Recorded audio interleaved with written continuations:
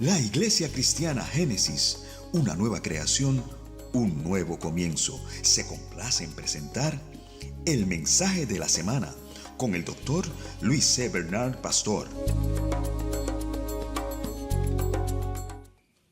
En las últimas semanas hemos estado hablando del proceso del camino y cómo el Señor nos entra por unos procesos. Y hemos hablado, por ejemplo, cuando somos tentados de adentro, de nosotros mismos, y cómo Dios maneja eso en nosotros. Hemos hablado cuando viene la fricción externa y cómo nos enfrentamos a todas estas pruebas, ¿verdad que sí?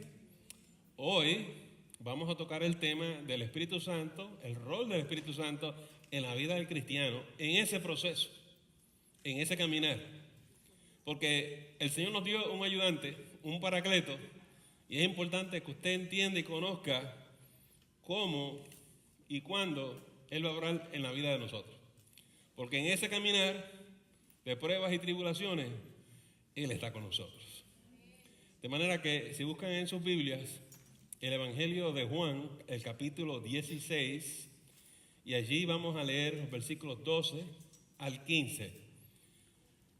Let's go find John 16 and we will read verses 12 through 15. Y cuando encuentre esta porción, vamos a estar puestos en pie para dar lectura al mismo. When you find this portion of scripture, please let's stand so we can read the word. John 16 verses 12 through 15. Y en esta mañana yo lo voy a leer en inglés, pero usted sígalo en su español. Y obviamente allá arriba en las pantallas, si usted no tiene su Biblia, va a encontrar el texto. Recuerde que esta mañana el servicio, el mensaje es bilingüe. All right, so John 16, verses 12 through 15. I have much more to say to you, more than you can now bear. But when He, the Spirit of truth, comes, He will guide you into all truth. He will not speak on His own. He will speak only what He hears, and He will tell you what is yet to come. He will bring glory to me by taking from what is mine and making it known to you. And all that belongs to the Father is mine. That is why I said the Spirit will take from what is mine and make it known to you. Let us pray. Father, we just want to thank you this morning. Bless this congregation. Bless the people of God. May we hear your voice, Holy Spirit, speak to us, and let us understand how you guide us, how you speak to us, and what is your ministry with us. For all these things we pray this morning, in the mighty name of Jesus Christ. Amen. Nos podemos sentar. We may be seated.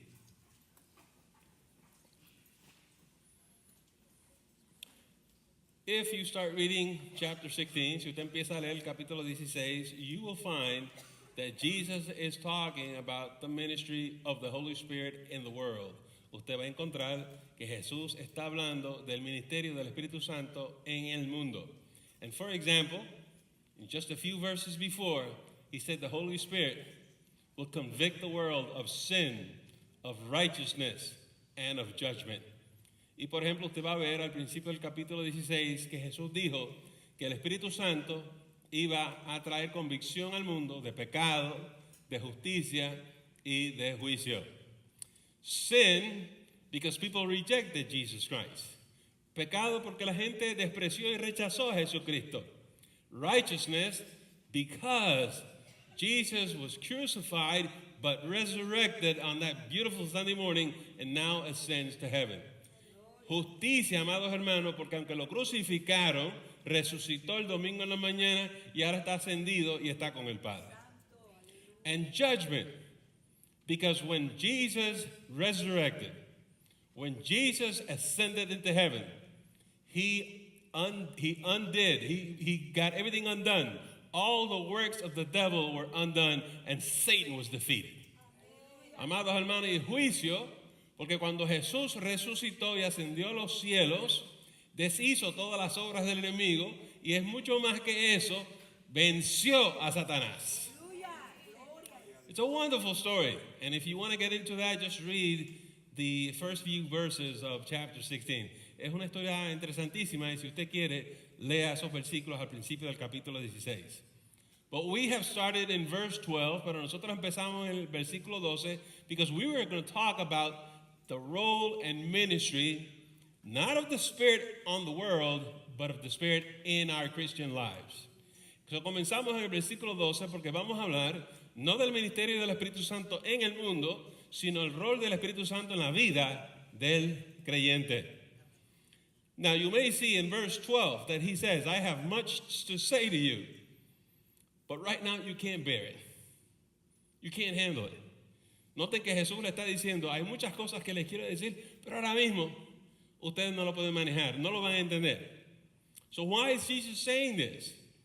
He is talking before the day of Pentecost. La razón por la cual Jesús le está diciendo a ellos esto es porque todavía el día de Pentecostés no ha llegado. These are men who don't have the Holy Spirit. Estos son hombres que no tienen el Espíritu Santo. Oiga, amados hermanos, y cuando usted no tiene el Espíritu, es difícil entender la experiencia del Espíritu Santo.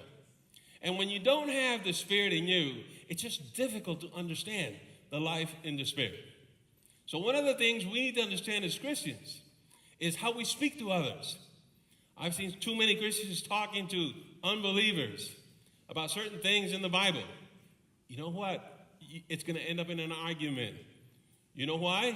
They do not understand. Muchas veces he notado que los cristianos comienzan a hablarle a los no creyentes de muchas cosas que están en la Biblia. Y siempre termina una discusión. ¿Por qué? Porque los no creyentes no han tenido la experiencia de nacer de nuevo, tener el Espíritu Santo. No van a entender. Y por eso Jesús calla y dice, no les puedo hablar ahora. Cuando ustedes reciban el Espíritu Santo, when you guys receive the Holy Spirit after Pentecost, después de Pentecostés, we'll talk. Entonces vamos a hablar.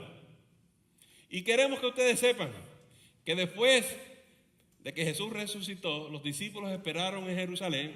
So after Jesus resurrected, all the disciples waited in Jerusalem until the mighty wind came, hasta que llegó un viento recio. Y descendieron como lenguas de fuego sobre sus cabezas. And there were just tongues of fire on each believer's head. And they were all filled with the Holy Spirit. Y todos fueron llenos del Espíritu Santo. The day of Pentecost is totally different from any other day. El día de Pentecostés es distinto a cualquier otro día. It is the day that the church was born. Ese es el día en que la iglesia nació. No se repite Pentecostés. Pentecost will never be repeated again. I've been in too many churches where I hear people say, oh, I wish we had another Pentecost. He estado en muchas iglesias donde escucho la gente hablar, queremos otro Pentecostés. It's not going to happen. Eso no va a ocurrir. Because the Holy Spirit was given only once. Porque el Espíritu Santo fue dado una sola vez a la iglesia y es para siempre, amados hermanos. ¿No es el Señor tremendo? Now, what about you and me? Because you may be saying, wait a minute, Pastor, Pentecost was 2,000 years ago. Usted me puede decir, Pastor, pero espérate, ¿qué de nosotros? Pentecostés fue hace 2000 años. ¿Cuándo es que yo recibo el Espíritu Santo? When is it that I receive the Holy Spirit? Well, let me tell you what the Bible says.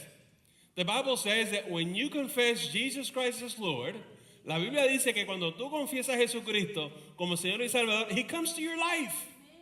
You have your personal Pentecost. You're born again by the works of the Holy Spirit.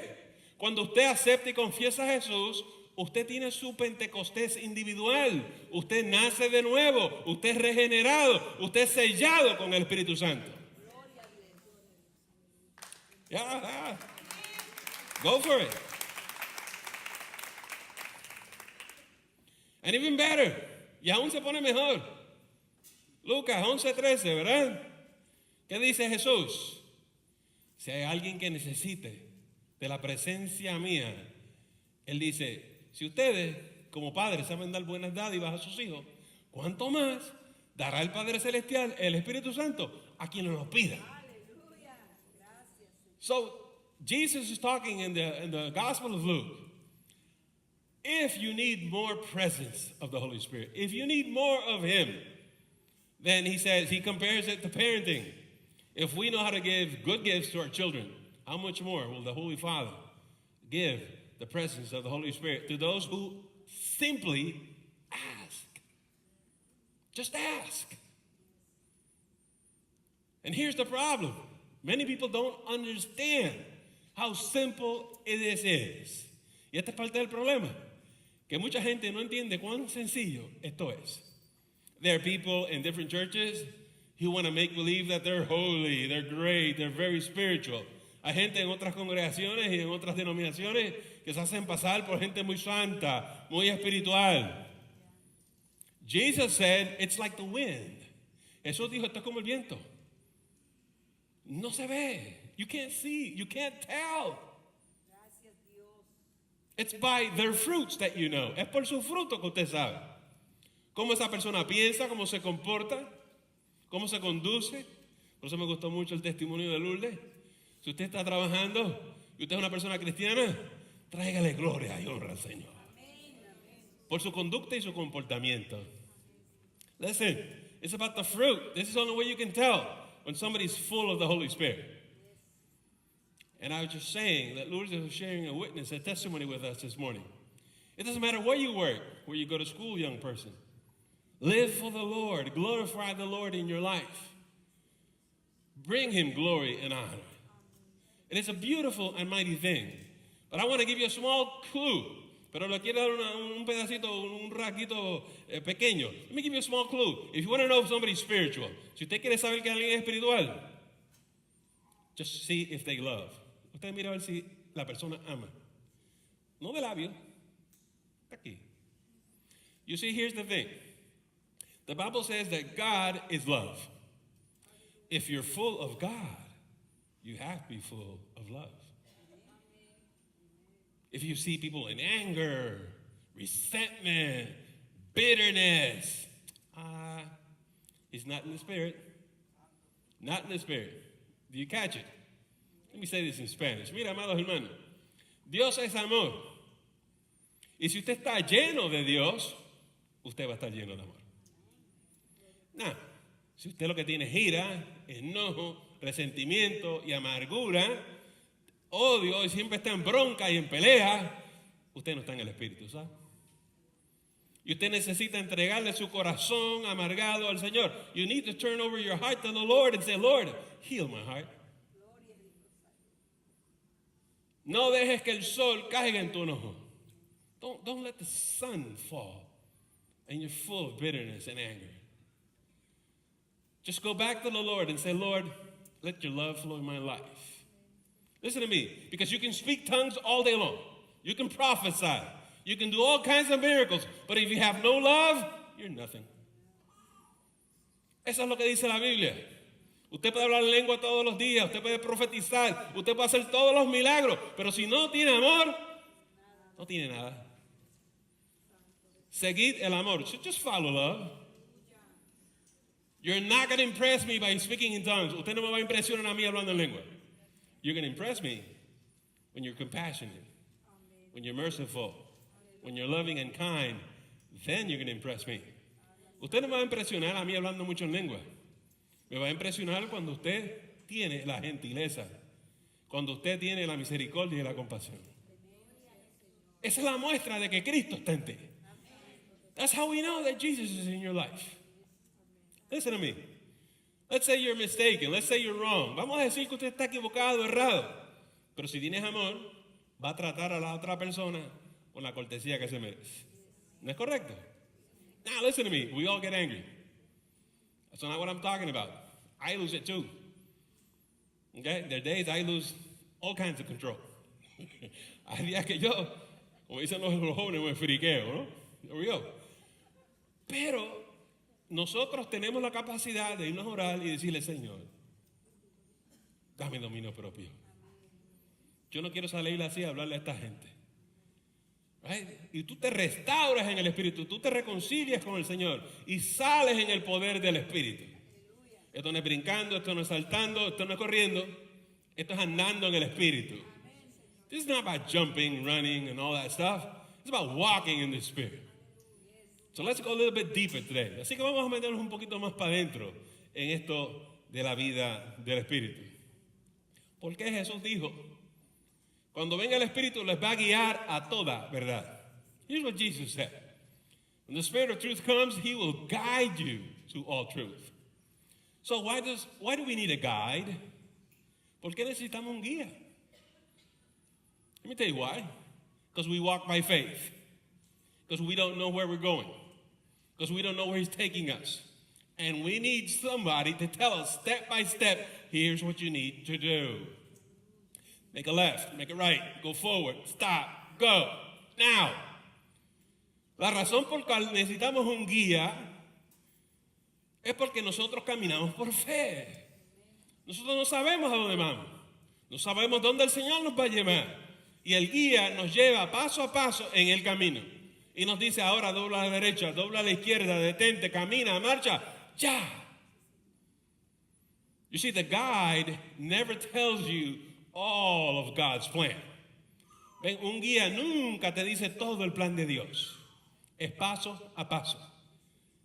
Every time the Spirit takes you someplace, cada vez que el Espíritu te lleva a un sitio, you're going to stop and go, what is this place? Cada vez que el Señor te lleva a un sitio distinto, tú vas a decir, ¿qué es este sitio? Por ejemplo, cuando el Señor te lleva a Texas, y tú dices, ay, este sitio, ¿qué? ¿Por qué yo estoy aquí? Mejor pregunta, ¿quién te trajo aquí? So a lot of times when Jesus and God takes you to a different place, like I was saying in Spanish, let's say he takes you to Texas. And you're saying, what am I doing in Texas? I don't like Texas. Those are the wrong questions. Ask the Lord, God, why did you bring me here? He's your guide. Él es tu guía. Pregúntale. Too many times people come to me and say, Pastor, why am I in Texas? I don't even know you. So demasiadas muchas veces la gente me pregunta, Pastor, ¿qué hago yo en Texas? Yo no sé. Pregúntale al Señor. Y ustedes van a ver más adelante en este sermón por qué Él es nuestro guía y es un guía personal. Y es que a cada uno de nosotros el Señor nos lleva por caminos distintos. Demasiadas muchas personas se enojan porque Dios envió a la hermana para aquí y a mí me enviaron para allá. Oye, mira qué cosa.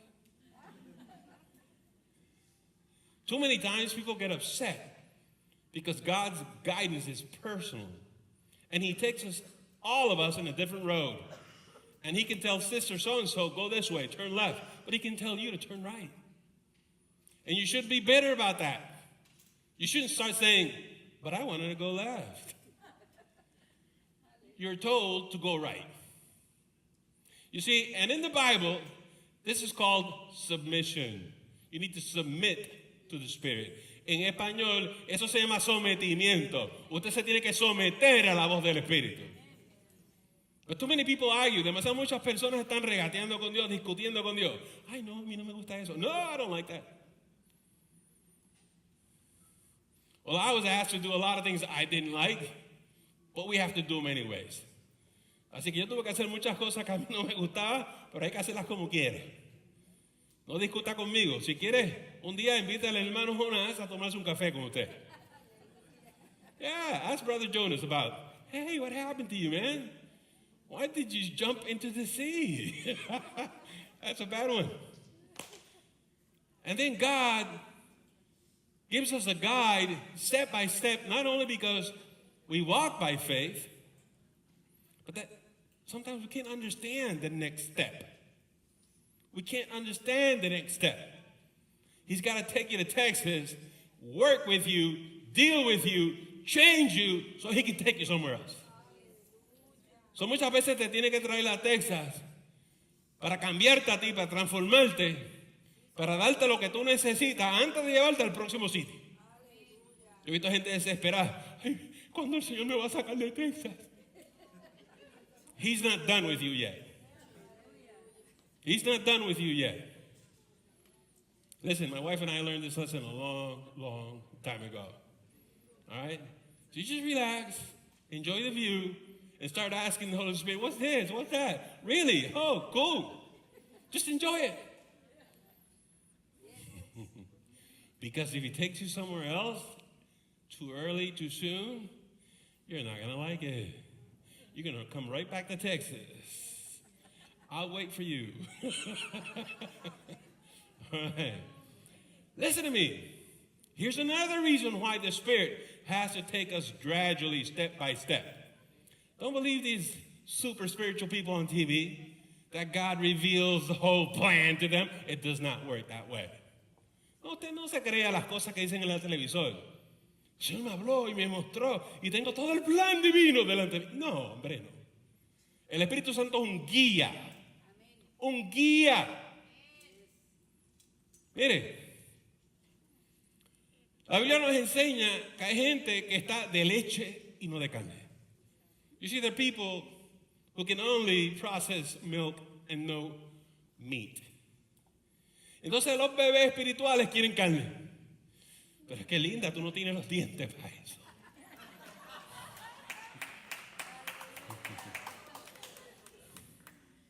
Todos los que hemos sido papás y todas las que son mamás entienden lo que yo les hablo, ¿verdad? Yeah, that's right. If you are in the process of taking a bottle every single day, enjoy your bottle, okay? Just enjoy your bottle. Because if God gave you meat, not only you can't handle it, it's going to hurt you. Si Dios te diera a ti carne, en vez de darte la leche que tú necesitas, te va a hacer daño. You see, I have people all the time saying, the pastor's always talking about the same thing. We got to pray. We got to read the Bible. We got to go to church. I'm tired of listening to the same thing. That's milk, milk, milk, they say. That's absolutely right. It is milk. So why do pastors keep talking about these things? Because until you do them, we're going to keep talking about them. Mire, los pastores hablamos de leche todo el tiempo. Cosas básicas del Evangelio. Hay que leer la Biblia, hay que orar, hay que asistir a la iglesia. Ay, la gente dice, siempre es leche. ¿Por qué no nos dan carne? Porque tú tienes que aprender a leer tu Biblia, a orar, a asistir a la iglesia. Créeme que asistiendo a la iglesia una vez al año, tú no vas a dar fruto. If you start coming to church once a year, you're not going to bear fruit. So we're going to have you in a diet of milk the whole year. So le vamos a poner una dieta de leche todo el año. Ay, pero el pastor siempre se pasa diciéndome lo mismo, pero la hermana fulana tal dice otras cosas, seguro, porque hablamos madurez entre lo que alcanzamos madurez. Cuando yo veo que una hermana hace las cosas que tiene que hacer, hablamos de otras cosas. Y dice el apóstol en la carta, no me canso de decirle las mismas cosas. That's what the apostle says. He doesn't get tired of saying the same old things. And then there are people who want the profound revelation, right? Oh, si el pastor me hablara, nos hablara de cosas profundas. Oh, si tú no puedes hacer las cosas sencillas, ¿cómo vamos a hablar de lo profundo? Si tú no sabes sumar y restar, no vamos a multiplicar y no vamos a dividir. If you just can't add and subtract, we will not multiply. We will not go into division. Entonces, ¿cuándo, pastor? Cuando leas tu Biblia, cuando ores y cuando asistas a la iglesia y aprendas a adorarle. By the way, estamos aprendiendo. ¿Sabe qué? En el camino cristiano es asunto de dar para recibir. You should know this. In the Christian life, you have to give before you receive. And what do we give the Lord when we come here Sunday morning? Praise. Just praise. Just praise. Praise Him. Praise Him. But I'm tired. Praise Him. I'm stressed out. Praise Him. But God, I can't do it. Praise Him. And when you praise Him, He will bless you. This is why I just can't understand people who go, I don't need to go to church. I don't know what to tell you. If you have that in your mind, you need to unwind that. Of course you need to go to church. Why, Pastor? Why? To praise Him. To praise Him. You know what the name of this service is called? A worship service. We worship the Lord. That's why we come. Listen, that's part of the spiritual life. When you have the Holy Spirit, You can't stay away from church. You need to come praise him. Do you know that? When you go on vacation, I know people say, oh, we're not going to church. I hope I don't go to church. I don't want to see a church. When you're filled with the Holy Spirit, you're going to praise him. Because the Holy Spirit is about to just explode in you. You need to praise him. And this is how the blessing comes. When you say, you know what? We're going to find a church. Because we need to praise him. That's the most important thing in our life. Just praise him. Because God is good. And he's faithful. Because he loves you. And takes care of you all the time. Can anybody give me an amen to that? Amen.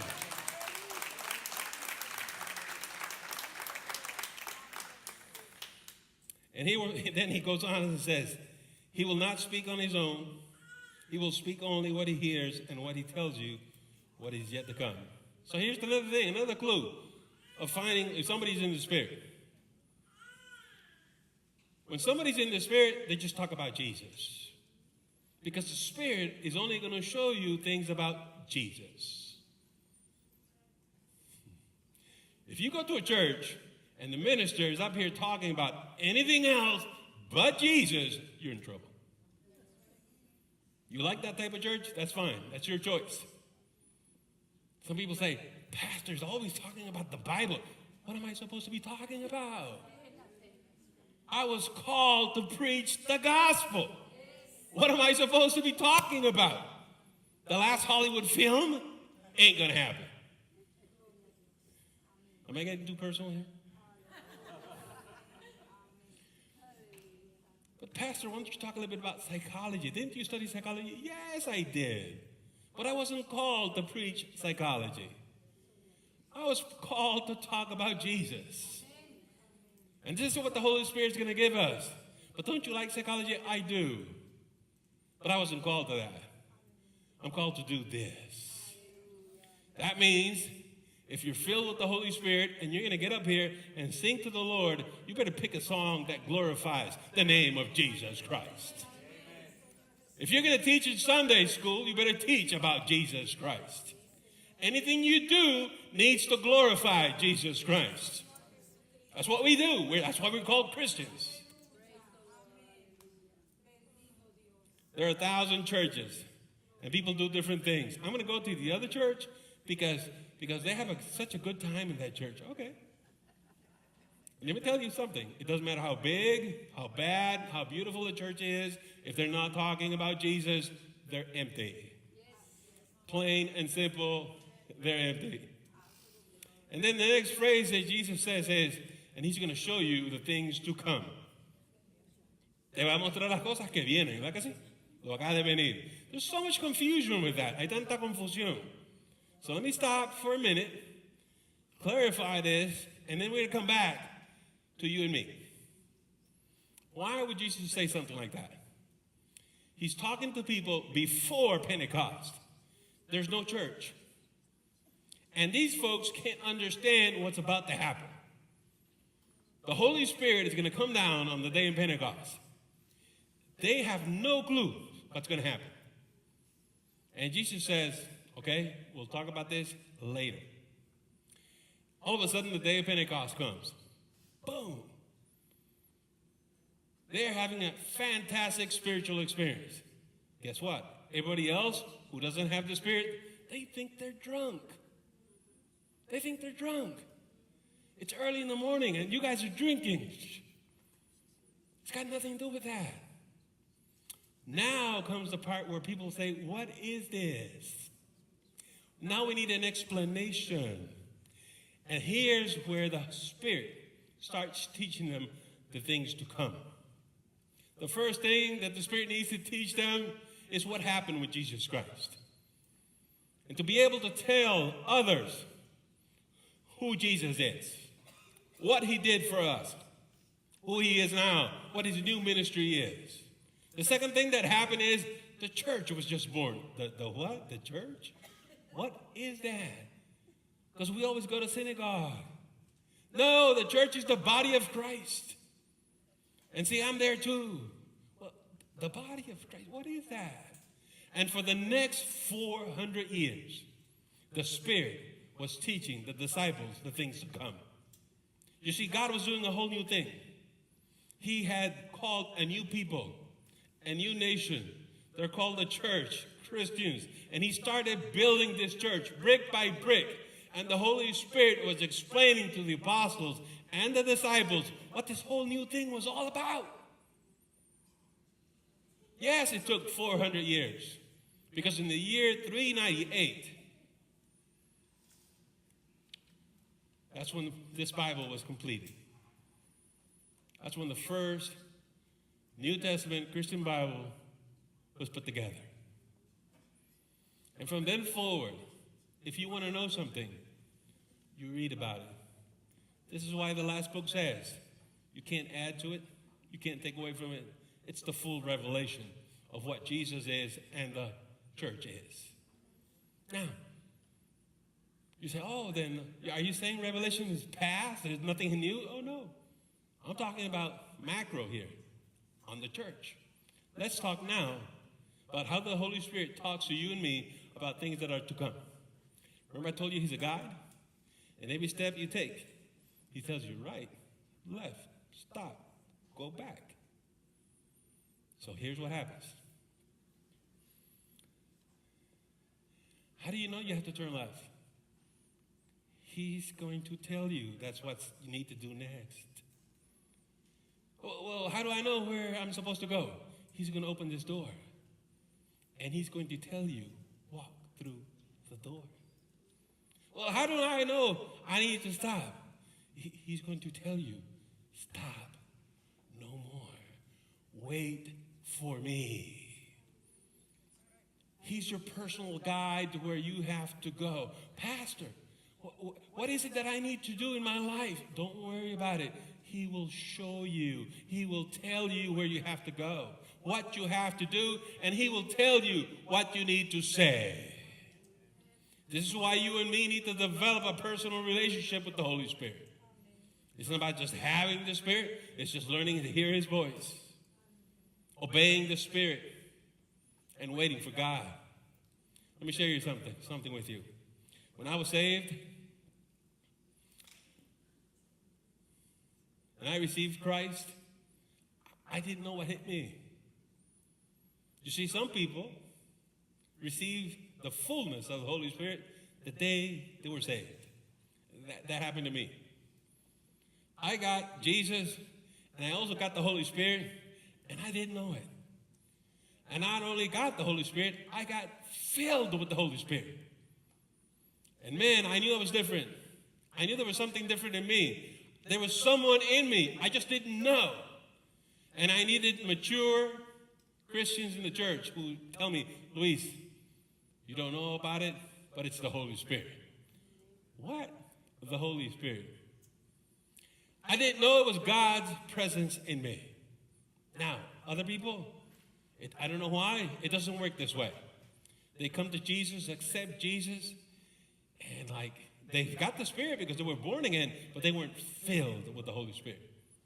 Do you remember the Apostle Paul saying in the Bible, have you received the Holy Spirit when you believed? And they said, we never heard of the Spirit. And they had to pray for them. And so I want to tell you this morning, if you accepted Jesus Christ, but you were not filled with the Holy Spirit, and people say, how do I know? If you don't understand, if you don't relate to what I'm talking about this morning, you need to be filled with the Holy Spirit. Now the basics is you need to start with Jesus Christ. Please accept Jesus first, then get filled with the Holy Spirit. But I have prayed, Pastor, for the Holy Spirit. I'm not filled. Why not? Let me tell you why. There's some reasons. There's several reasons. Sometimes it's disobedience. Sometimes it's sin. Sometimes it's a lack of faith. There are multiple reasons. But here's what I've learned over my years of ministry. When you're sincere, when you're honest, and you love the Lord, you come up here, you say, Lord, whatever it takes, I want to serve you. I'm not going to be like Jonas.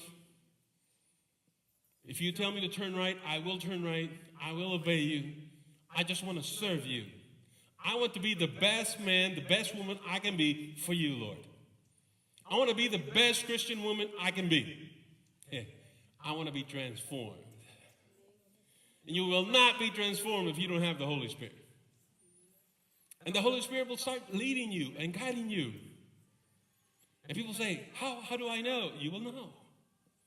And the Holy Spirit will speak to you in different ways. That's why it's called personal guidance.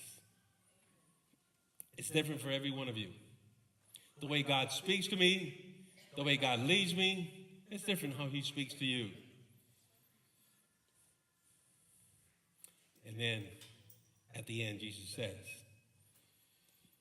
all that belongs to the Father is mine. That is why I said the Spirit will take from what is mine and make it known to you. And here I'm going to go back to the Spanish. And I don't know why I went so long in English, but that's okay. God knows. God knows exactly why.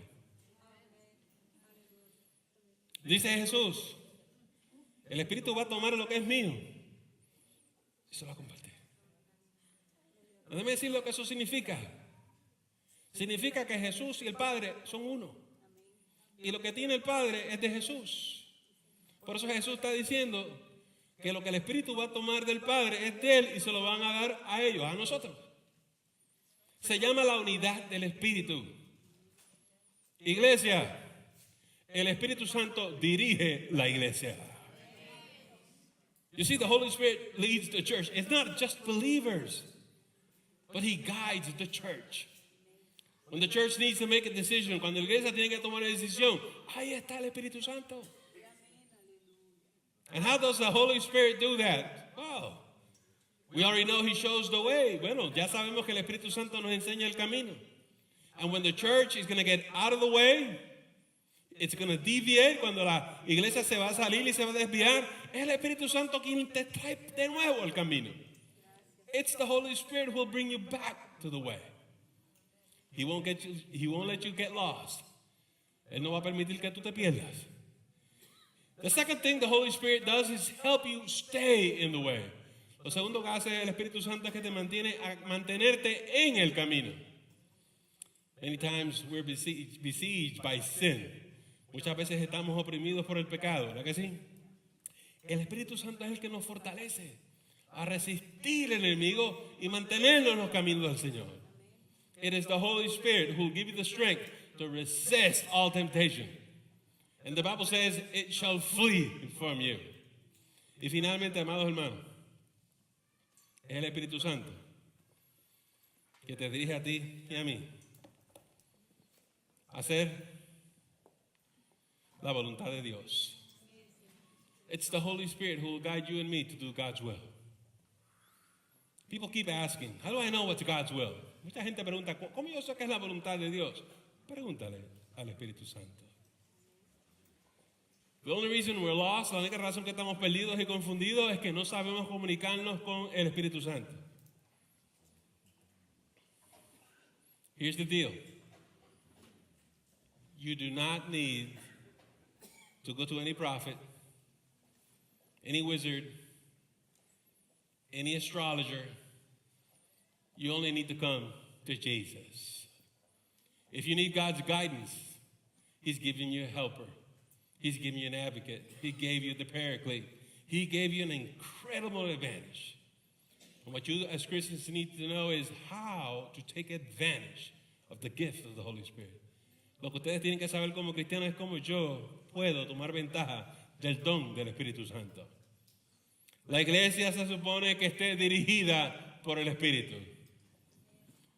Y nos toca a nosotros. Hay dos cosas que podemos hacer. Hacerlo o no hacerlo. Son esta mañana. Yo te quiero invitar a ti. Que si tú deseas servir al Señor y andar en el Espíritu, dile, Señor, lléname tu presencia. Y si tú estás aquí en esta mañana y dices, pero yo recibí el bautismo del Espíritu Santo en el 1976. That's good. Eso está bueno. Pero del 76 para acá han pasado muchas décadas, ¿sabes? Y nosotros necesitamos nuevas llenuras. Y ser cristianos comprometidos. Ustedes ven esos cristianos que se pasan, que son inconsistentes, que son como la onda de la mar. ¿Saben por qué? porque no están llenos del Espíritu Santo. Vamos a explicar cómo esto funciona. El cristiano lleno del Espíritu Santo habla así: estoy cansado, la semana ha sido muy fuerte, pero tú sabes quién te dice bien tempranito: levántate, vamos para la casa del Señor que vamos a alabarlo. Es el Espíritu. Es el Espíritu. Ay, tengo sueño, no he dormido en 3 días. Y el Espíritu te dice: levántate y alábame. Y por eso la gente llega encendida en fuego a la iglesia. Y por eso me causa alegría ver que ya esto no está pasando. Pero al principio, 3 años atrás, para ser exacto, había gente así en la iglesia. Y mi esposa y yo decíamos: ¿de dónde viene esta gente? Entonces, se dormía en la mitad del culto, hermano, y me decían: ay, si esta gente estuviera llena del Espíritu Santo. No somos nosotros. Y amados hermanos, qué bueno ahora ver que la gente se enciende. Necesitamos más de eso. Necesitamos más de eso. Hay gente que dice: yo quiero ir a un culto lleno de la presencia de Dios, porque yo estoy seca. Tú no deberías estar seca. Tú deberías venir a la iglesia llena. Llena del Señor. ¿Y por qué, pastor? Porque te toca dar el agua, que tus fuentes broten, que eso fluya de lo interior tuyo. Pero si estás seca, vente que te vamos a dar agua. Pero tarde o temprano es mejor que nos llenemos del agua. Que el Señor te dé entendimiento en esta mañana. Ese Espíritu te va a guiar en el camino. No tienes que caminar sola. No tienes que decir: nadie me ama. Porque es que hay gente que dice: nadie me ama en la iglesia Génesis, nadie me ama. Yo te voy a decir: yo conozco a alguien que te ama. Su nombre es Jesús.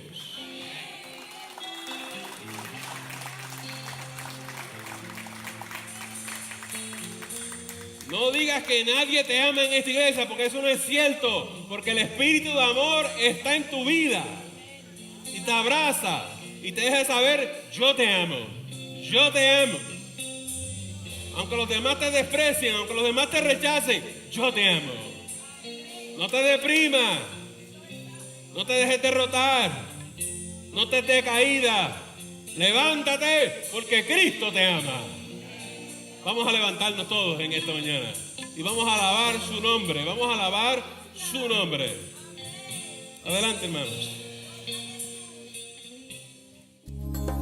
Le agradecemos el habernos escuchado y no te debes perder la próxima edición de El Mensaje de la Semana. Que el Señor te continúe bendiciendo.